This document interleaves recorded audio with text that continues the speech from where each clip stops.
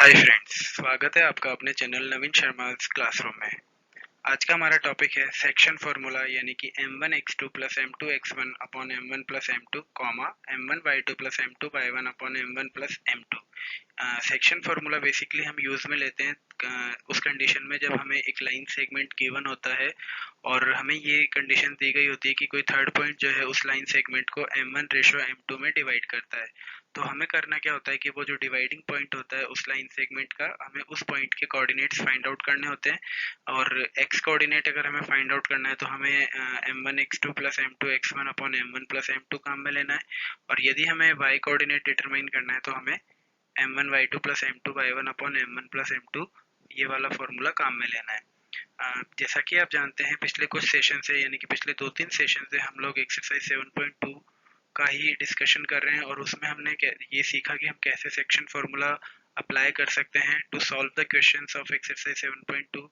और इसी की सीरीज को आगे बढ़ाते हुए हम आज भी हमारे सेशन में सेम फार्मूला यूज करेंगे यानी कि सेक्शन फार्मूला और सॉल्व करेंगे क्वेश्चन नंबर 9 और 10 ऑफ एक्सरसाइज 7.2।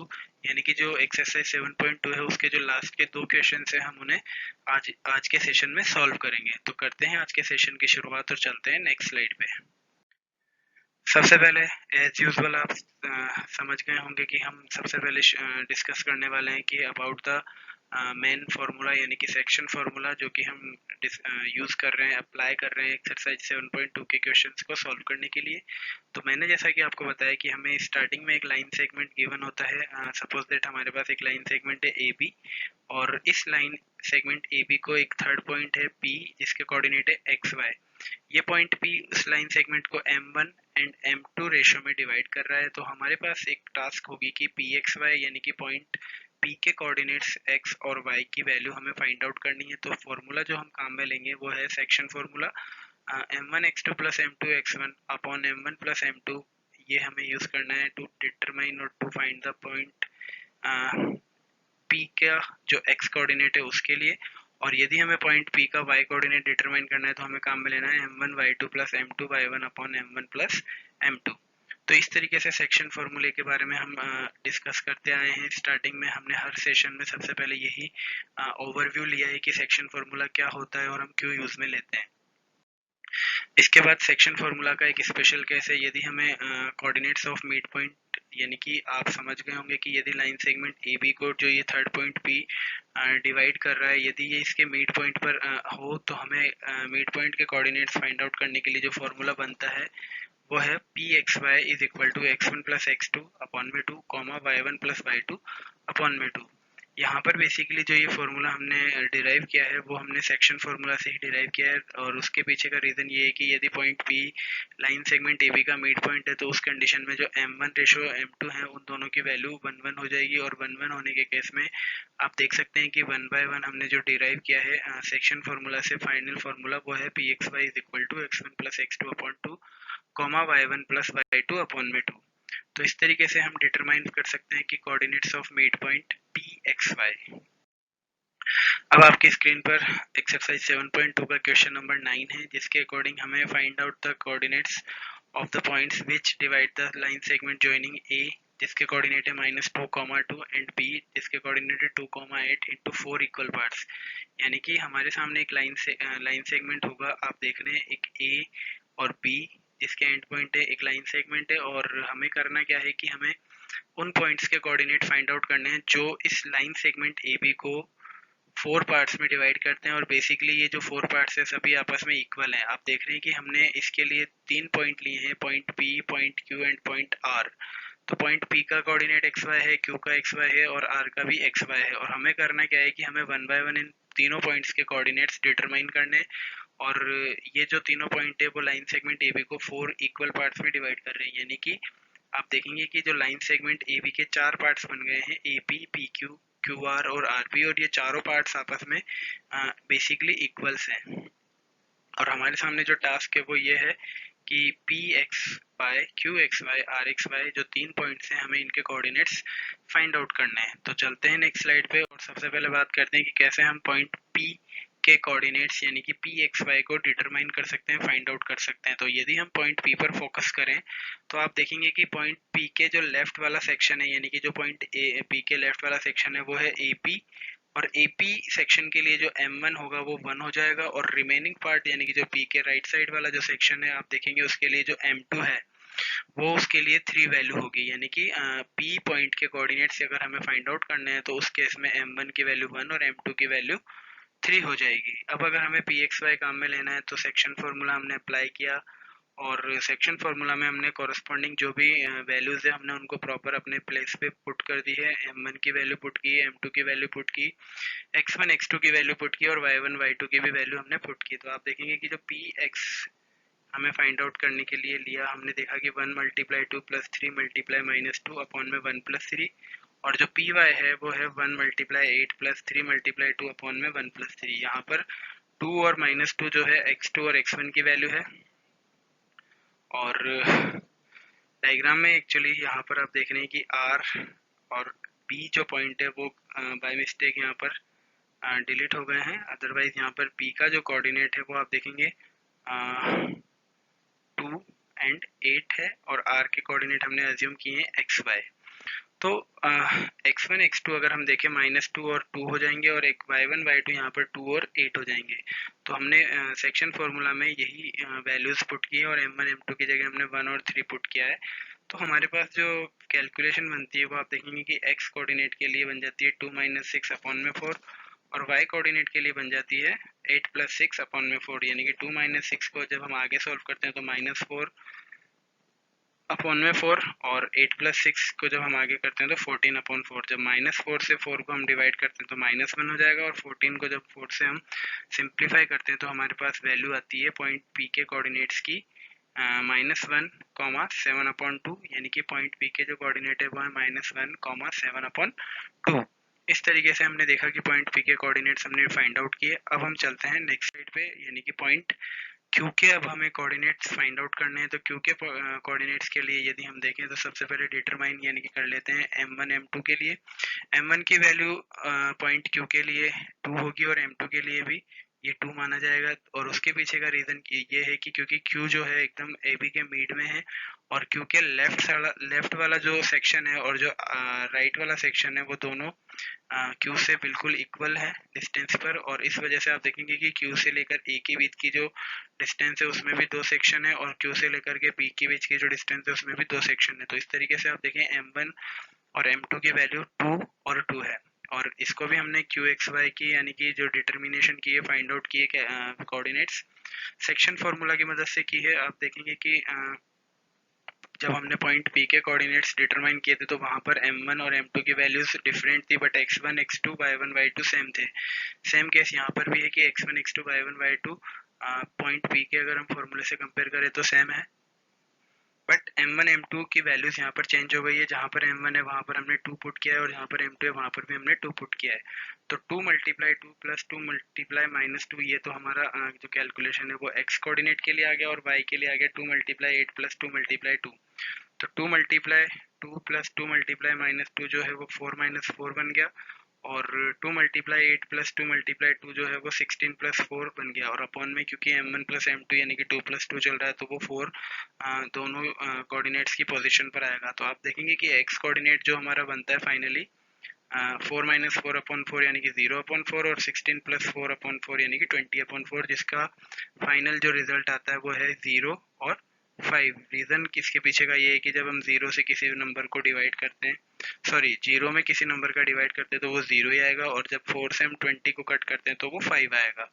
इस तरीके से QXY यानी कि पॉइंट Q के जो कोऑर्डिनेट्स हैं वो हुए 0 और 5।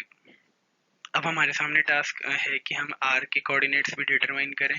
तो उसके लिए हमें नेक्स्ट स्लाइड पे चलना होगा, और आप देखेंगे कि R के कोऑर्डिनेट्स यदि हमें डिटरमाइन करने हैं तो M1 अब 3 हो गया है, और M2 अब 1 हो गया है, और उसका रीजन आप डायग्राम के थ्रू समझ सकते हैं कि M2 के राइट में ओनली 1 सेक्शन अवेलेबल है, बट M2 के लेफ्ट R के लेफ्ट में जो सेक्शन है वो 3 सेक्शन आ रहे हैं, यानी कि जो रेशियो होगा M1 वो 3 उसकी वैल्यू होगी 3 उसकी वैल्यू होगी, बट R के जो राइट साइड वाला जो पार्ट है जहाँ पर M2 कंसिडर्ड किया जाता है उसकी वैल्यू 1 ही आएगी।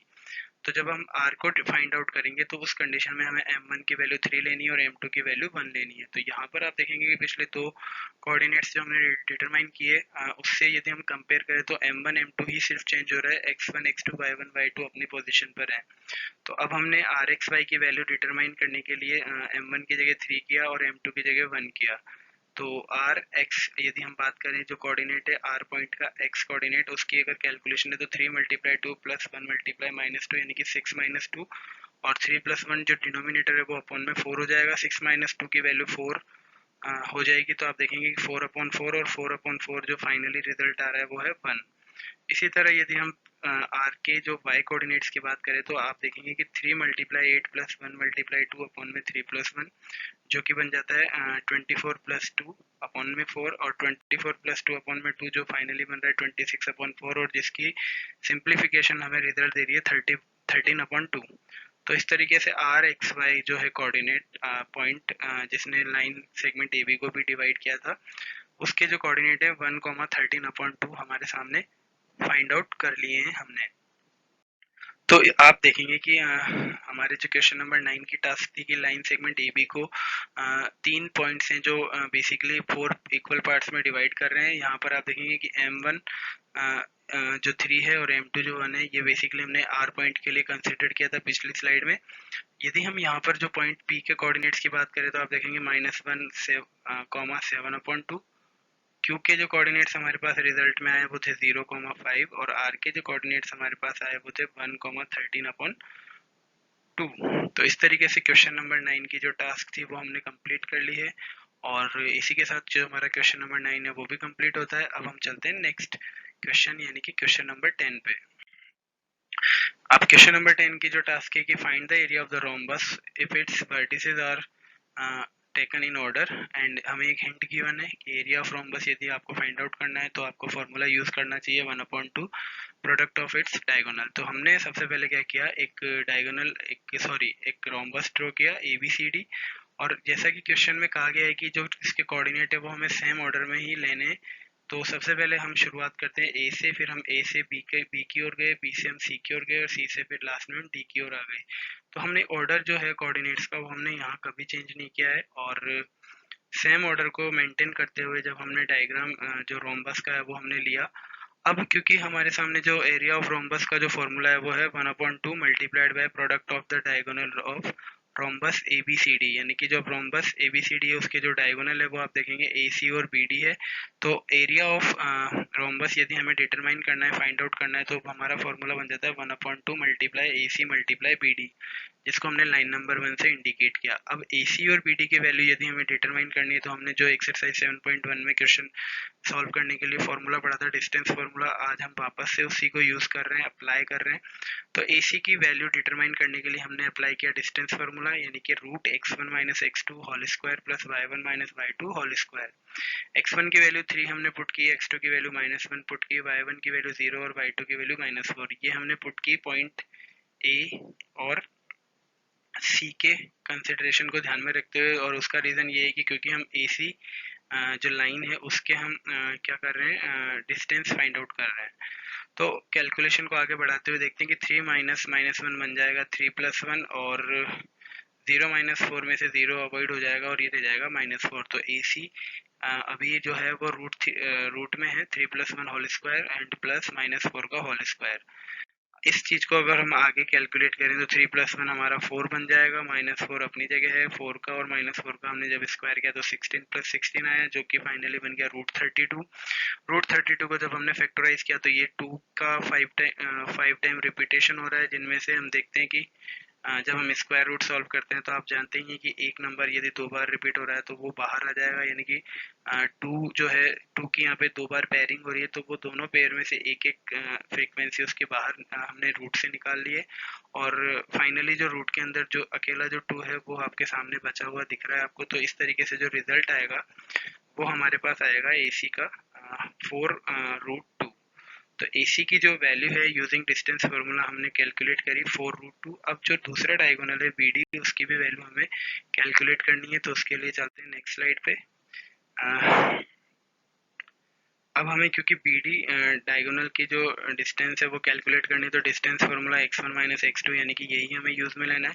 यहाँ पर x1 की वैल्यू 4 है और x2 की वैल्यू -2 है और y1 की वैल्यू 5 और y2 की वैल्यू -1 है। तो जब हम इसको सॉल्व करते हैं तो 4 माइनस माइनस टू बन जाएगा 4 plus two, 5 minus minus one बन जाएगा 5 प्लस वन। तो 4 प्लस टू यानी कि 6 और 5 प्लस वन भी यानी कि 6। यहाँ पर एक्चुअली आप स्क्रीन पर देख रहे हैं कि मैंने बी सी लिखा हुआ है, ये एक्चुअली बाय मिस्टेक है, इसको हम बी डी कंसिडर करेंगे। रीज़न ये है कि डायगोनल जो है डायग्राम के अकॉर्डिंग वो बी डी ही है। तो बी डी डायगोनल की जो वैल्यू है वो आप देखेंगे कि root six square plus six square आएगी यानी कि 36 प्लस 36 जो कि 72 रूट हो गया। और रूट 72 को जब फैक्टराइज किया तो 6 हमारा यहाँ 2 टाइम आ रहा है और 2 के साथ कोई दूसरा नंबर मतलब दूसरा 2 नहीं है पेयरिंग के लिए। तो 6 की जब रूट सोल्व होगी तो 6 रूट से बाहर आ जाएगा और ये अकेला रूट से जब बाहर आएगा तो 6 रूट 2 हमारे पास जो फाइनल रिजल्ट है वो आएगा। इस तरीके से हमने जो दूसरा डायगोनल था गिवन रोम्बस का वो भी हमने फाइंड आउट कर लिया। अब हम चलते हैं नेक्स्ट स्लाइड पे। आप देखेंगे कि एरिया ऑफ रोम्बस का जो फॉर्मूला है A C multiply B D and multiplied by 1/2। तो ए सी की वैल्यू हमने 4 रूट 2 यहाँ पर पुट की और बी डी की वैल्यू हमने 6 रूट 2 पुट की। अब दोनों जब आपस में मल्टीप्लाई होंगे 4 रूट 2 और 6 रूट 2, और आप देखेंगे कि रूट 2 से रूट 2 मल्टीप्लाई होकर के रूट हट गया और 2 2 रह गया। और जब इसको हमने 1/2 से मैनिपुलेट किया तो 2 से 2 कैंसिल हो गया और हमारे पास जो रिजल्ट बचा वो है area is equal to 24 square unit. तो इस तरीके से एक्सरसाइज 7.2 का जो क्वेश्चन नंबर 10 था जिसमें हमें टास्क गिवन थी कि जो रोम्बस हमारी स्क्रीन पर है हमें उसकी वैल्यूज को यूज करते हुए कोऑर्डिनेट्स की हमें डिटरमाइन करना था उसका एरिया। और जो हमने बड़ा ही स्मूथली इस क्वेश्चन को सॉल्व करते हुए डिटरमाइन कर लिया है। और क्योंकि ये क्वेश्चन नंबर 10 जो है एक्सरसाइज 7.2 का लास्ट क्वेश्चन है तो इसी के साथ जो हमारा आज का सेशन है वो कंप्लीट होता है। और नेक्स्ट सेशन में हम डिस्कस करेंगे एक्सरसाइज 7.3 के कुछ क्वेश्चंस और जो फॉर्मूला है उसके बारे में भी हमारा डिस्कशन रहेगा अबाउट द बेसिकली जो हम डिस्कस करेंगे एक्सरसाइज 7.3 का जो एरिया ऑफ ट्राइंगल है उसको कैलकुलेट करने के लिए। और ये जो हमारा मेन पॉइंट रहेगा नेक्स्ट सेशन का रहने वाला है जब भी हम क्लास 10 की मैथमेटिक्स का नेक्स्ट वीडियो लेकर आएंगे। तो तब तक के लिए thank you so much, good bye.